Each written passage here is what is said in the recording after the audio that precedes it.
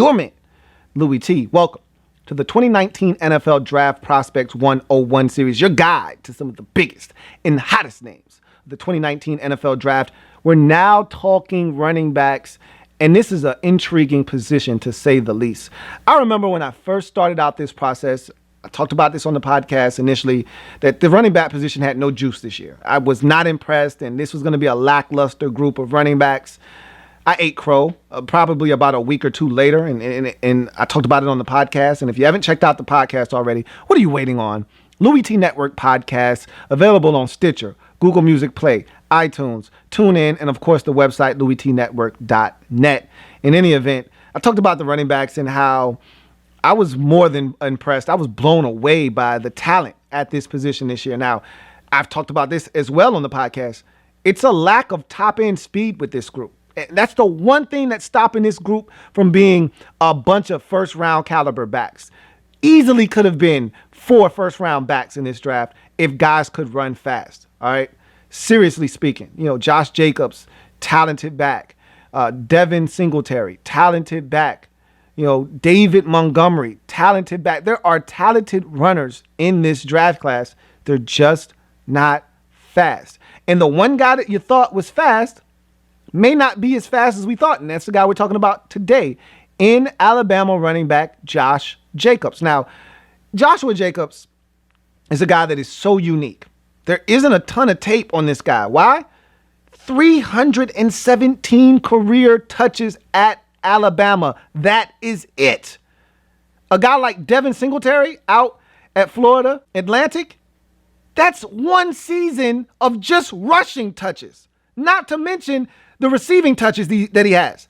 Just the rushing total in one season is the career touches for Joshua Jacobs at Alabama. Now, different backfield, different situation, but because of the amount of tread left on these tires, those tires are brand new, essentially. You got to love what you could potentially be getting here in the first round. Now, I was really banking on him running a 4.48, 4.49, because when you watch tape, that's what he looks like. And to hear that he ran a 4.6 at his pro day, a little off-putting, but I heard everything else was dynamite. And when you watch the tape, why wouldn't it be? I mean, I see a guy that has first-round talent. The speed just doesn't match. But maybe that's a byproduct of the sore groin that kept him out of the combine. I don't know. I can tell you this much. This guy runs faster than a 4.6. I'm not buying that he's a 4.6 back. And everyone coming away from his pro day says, look, don't worry about the 4.6. Kareem Hunt ran a 4.6. All right, Le'Veon Bell ran a 4.6. We don't care about the 4.6. This guy is faster than 4.6, and we got other guys that have proven in this league that you don't have to be a speed demon to be a dominant back at the next level. So I think everybody's fine with him running a 4.6. I'm not fine with you running a 4.6 if that's your true speed. If you want to be a first-round back, I'm not fine with that. But I don't see 4.6 on tape. I saw 4.6 on tape with Kareem Hunt. I saw 4.6 on tape with Le'Veon Bell. I don't see 4.6 on tape with Joshua Jacobs. I think someone is going to get a steal in the first round.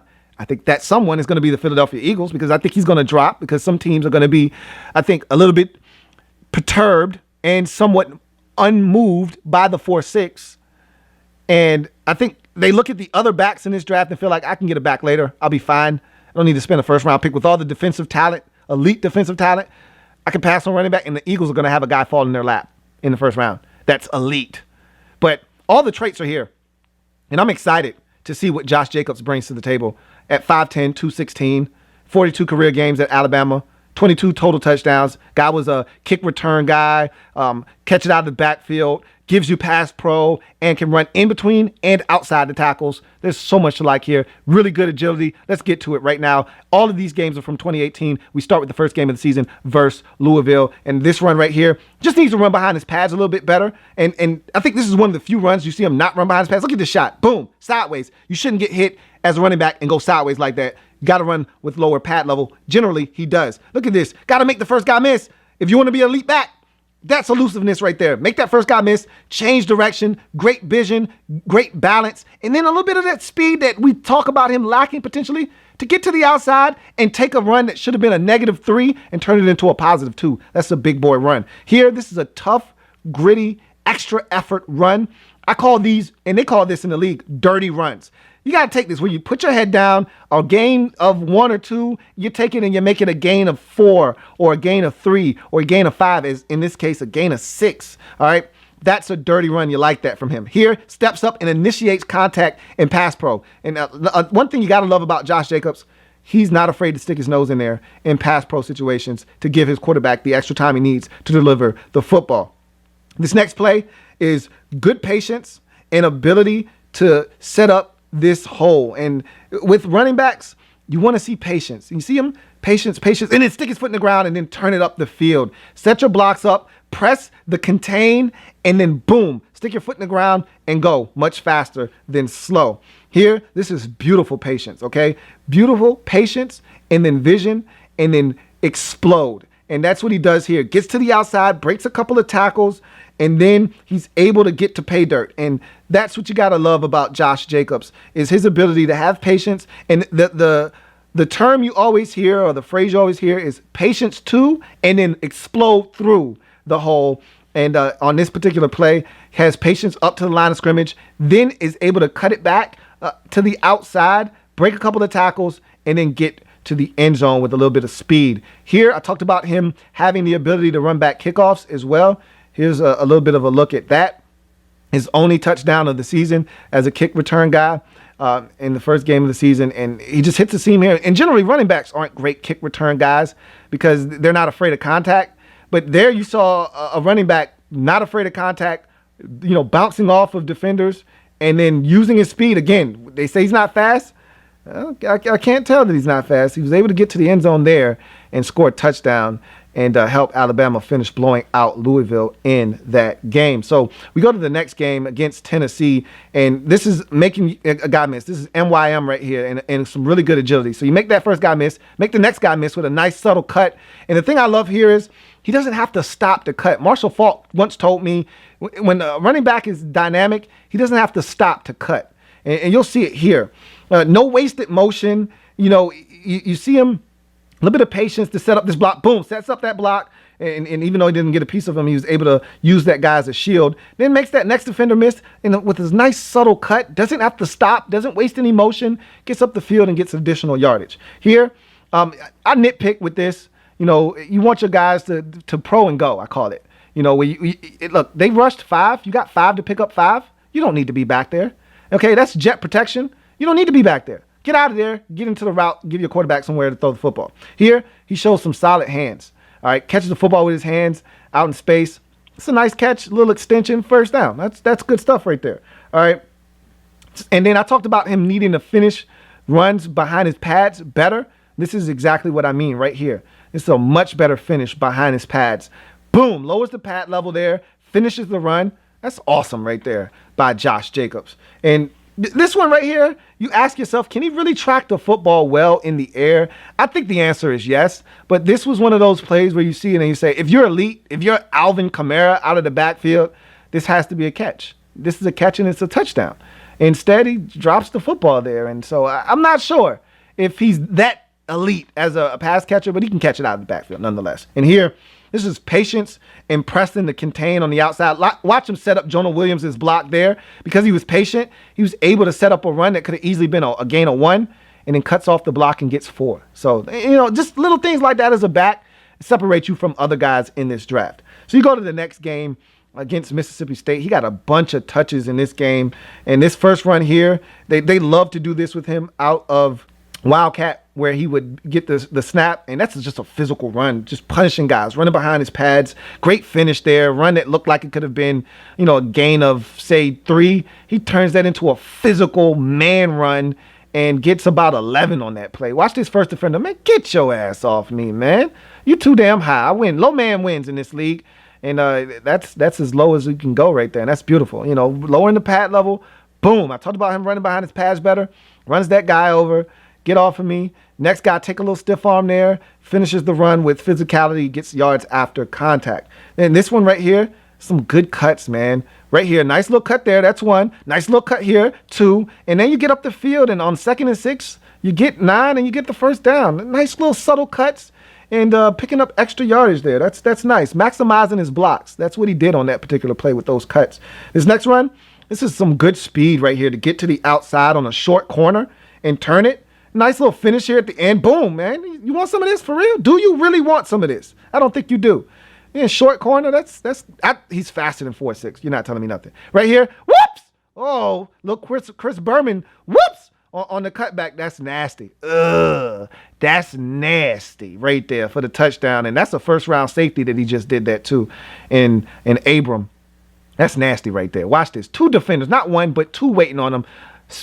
Excuse me, guys. I got a date with the end zone. Let me stretch this thing across the goal line for that touchdown. That's gorgeous right there. MYM at its finest right there. So right here, you see great contact balance on 2nd and 3. You don't really hear people talk about contact balance enough. But the reason Alvin Kamara is one of the most dynamic backs in the league is because his contact balance is uncanny. He can take a shot, lower his pad level, and not go down. Josh Jacobs is another one of those guys. Here, you see him get down into the flats, catches. Watch the acceleration here. I know it's hard in slow motion, but that safety had the angle. No, he doesn't. Josh Jacobs just outran that to the end zone. This guy's faster than 4.6. I'm not buying it. I mean, this is a better look at the angle that the safety had that Joshua Jacobs was able to just beat. Gets out into the flats, is able to find him out there. Tua is able to find him, and look at that. Just outruns that angle. Late linebacker, safety, doesn't matter. He had the angle, and then he didn't. That's speed from Josh Jacobs. Now you look at these next 2 runs, and they're just physical runs. I mean, there's really no other way to say it. This is a physical run. Guy has him with one arm, and he's just dragging him. It breaks 2, 3 tackles, drags another 2 defenders, a gain of 9 on 2nd and 8, and he's moving the sticks. And they're trying to eat up the clock here. They're in 4-minute offense. And Joshua Jacobs is just going to work here. No Tua right now. He's out of the game. And so they know they're running the football, and Josh Jacobs is just giving them work. Look at this. Another physical run after contact. He's getting yards. He's bullying guys backwards. That's a gain of 9 on 1st and 10. Again, they know the run is coming, and they still can't stop it. And now he's still going forward, churning out yards, gets a little help from his friends. And now a 9-yard run turns into an 11, 12-yard run and a first down. And so now you get a handoff here, and this is just burst. He sees the hole, and he accelerates. Up the field he goes, and that's just gorgeous right there. To just use that speed to hit the hole and accelerate. And that's what you see from Josh Jacobs. When he gets out in space, there's an element of acceleration and burst. And you see it there. And so I look at this play, and I just see burst. Cut right there off that block, and that's burst. That's acceleration right there. Again, I hate to beat a dead horse. He's not a 4.6 guy. I refuse to believe that that's what he is on game day. But nonetheless, now we move on to the SEC championship game versus Georgia. And you're going to see him against a top flight defense here and a lot of athleticism and speed. So this is a good test for a guy like Joshua Jacobs. And I remember a wise man once telling me about Ezekiel Elliott that the thing he loved about him the most, the thing he was most impressed with Ezekiel Elliott coming out of Ohio State, was the fact that he was the most physical football player he had ever been around without the ball in his hands. And I'm not saying that that's what Josh Jacobs is, but that's one of the highest compliments you can pay a guy that's a skill player, is that he's just as, if not more physical without the ball than he is with the football. And Josh Jacobs is a guy that's not afraid of contact without the football. This is a great look at that as we start this game film here. He's the lead blocker for Najee Harris. Boom. Look at him take on the linebacker there and lower the shoulder and pretty much send him on his way to a big run there. That's gorgeous there by Josh Jacobs as a lead blocker. Here, you see patience on this play, setting up blocks, weaving his way in and out of traffic, a little bit of contact balance there, and yards after contact all the way down to the 1 yard line. That's a hell of a run. Weaving his way through traffic, setting up blocks, and then being physical, contact balance. I talked about that. He's got exceptional contact balance. A lot of the backs in this draft have great contact balance. They're here. This is a huge hole. He saw it immediately and exploded. But look at what else he does here. Breaks a tackle here. Breaks another tackle here. Watch him switch ball hands here. This is gorgeous. Switch ball hands. Now take a little stiff arm here. Take a little stiff arm action. We're going to keep running for this, man. We're going to keep running. Keep running, keep running, keep running. That is awesome. You know how many guys don't switch ball hands there and get tackled, 15, 20 yards before he does because he switched a simple thing like switching to the outside hand and then using that stiff arm, gained him an additional 15, 20 yards on that play. Here, patience. Look at that. Patience to the hole and then explode through the hole. Physical, lower your pads, get yards after contact. That's gorgeous right there as well. And here, he just needs to be a little bit more decisive in what he's doing. You got to be able to get a piece of that defender off the edge. You can't allow Tua to take this shot and have the ball go out of bounds there. He needs to scan from inside out, and he can't get too close to the line of scrimmage to where he can't come back and react and help his quarterback out there. He was a little indecisive as to where to go, and his quarterback paid for it. So you go to this game, and this game right here to me is the quintessential Josh Jacobs game. All right, if you're talking about the best game he had in his career, this is by far and away it. There was a statement to be made here. He had a chip on his shoulder and an axe to grind. This is a kid that was, born and raised in Tulsa, wasn't recruited by the hometown team. He felt slighted as a big-time high school back that didn't get any love from Oklahoma, and he played like a guy that had something to prove in this football game, and he dominated. And some of his best plays are in this football game, and this one was fun to watch. So let's take a look at him in the Orange Bowl versus Oklahoma. So that's Josh Jacobs going in motion, as you can see, and Tua fakes the handoff, throws it to Jacobs in the flats, and just look at him get here, lower the shoulder, get a couple of extra yards. That's a nice 9-yard gain on 1st and 10. And the referee looks like he's giving him 11. So that's a first down. That's a nice little catch out of the backfield there. And that's another element that he adds to the mix. Right here, this catch and run and this violent finish, this to me, this screams, oh, y'all didn't want to recruit me? All right, y'all going to pay for that shit. Hey, you, take this. Boom! Lower the shoulder. That's nasty. That is just, that's grown. Look at that. Flex on him.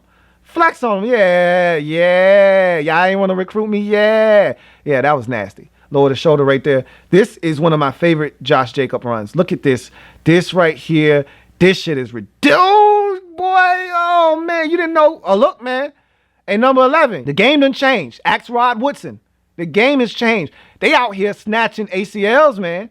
They snatching ACLs. Be careful. That's nasty right there. And right here, it's a physical run. Take that stiff arm. Get off of me. I'm still going. Hey, get off of me. Physical run right here, man. Just a physical run. That I'm still, yeah, I know. Yeah, I know. It's that kind of night for you. That I'm still reeling off of that trifling MYM that he put on that man. Look, dudes in this particular draft, they snatching ACLs and Achilles. You got to be careful.